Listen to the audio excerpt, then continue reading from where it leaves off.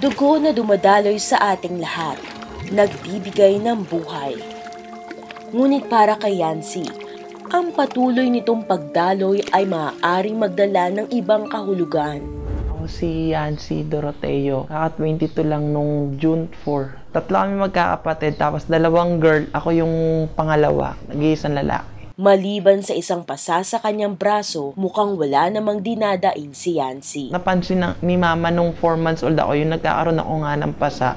So, wala naman daw kumukurot sa akin, tapos yun, bigla na lang daw lumalabas yung pasa ko. Pero may kwento pala sa likod ng pasang iyon. Kasi papasok na daw siya sa trabaho ngayon. Hinahabol ko siya, tapos nadapa ako, tumama yung noo ko dun sa bato. Tagal daw huminto ng pagdurugo ko. Sabi ng doktor, patingin daw dito sa Manila, baka daw meron daw akong hemophilia. Isang minana at panghabang buhay na sakit ang hemophilia. At kapag napabayaan, ito'y nakakalumpo o di kaya na may nakamamatay. Sabi sa akin ni mama nung bata, yung hemophilia daw once na daw nasugatan, continuous bleeding daw siya. So parang sinasabi na wala siyang clotting factor. Severe daw po, nasa 1% lang po yung clotting factor. So mas madalas yung pagbi-bleed mo kasi nga konti lang yung clotting factor mo.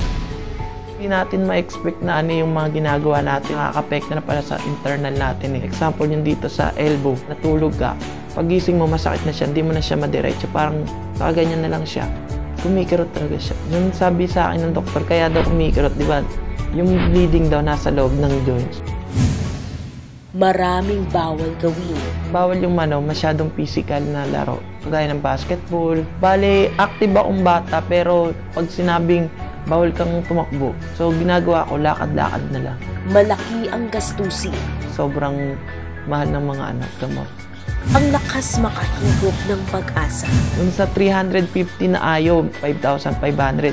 So, depende pa yun sa bawa ko, 80 kilos. So, yung ayo ko nasa 1,500. So, 1,500 times 5,500. So, yun yung magagastos dapat. In every 8 hours pa. Mag-isang pinasa ng pamilya ni Yancy ang kanyang hemophilia. 3 buwan na ako nasa hospital nung nangyari kasi nag-bleed ako dun sa internal. Iliopsoas bleeding ako. Naramdaman ko yung mga 2 o'clock ng umaga. Natutulog lang ako. Nung idediretso ko na yung yung paa ko, hindi ko naman diretso, tapos kumikirot-kirot na. Tumakbo na lang kami sa PGH nun. Tapos doon nakakuha kami ng libreng cryo. Inabot yung cryo na bag nun nasa 600 plus. Kung sa akin, mas maganda kung factor 8. Mas mabilis yung mag-take effect yung gamot, tsaka walang side effect Hindi katulad ng tugo.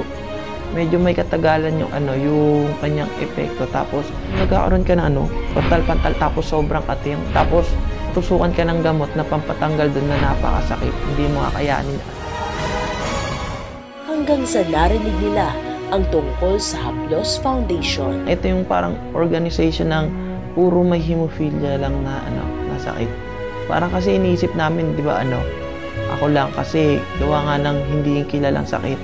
Pero nung nalaman namin yung Haplos na may organization, ibig sabihin, medyo may karamihan din pala kami dito sa Pilipinas.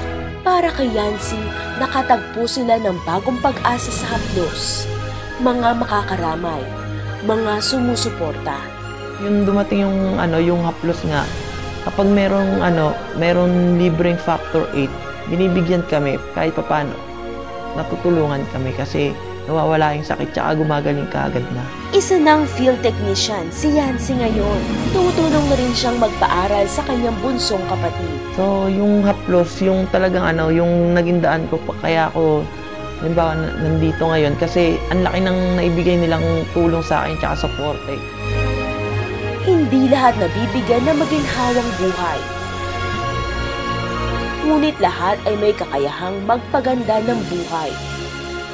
Hanggat sama-sama tayong nagtutulungan, mas maraming tao tayong mabibigyan ng pagkakataong makita kung gaano talaga kaganda ang mabuhay.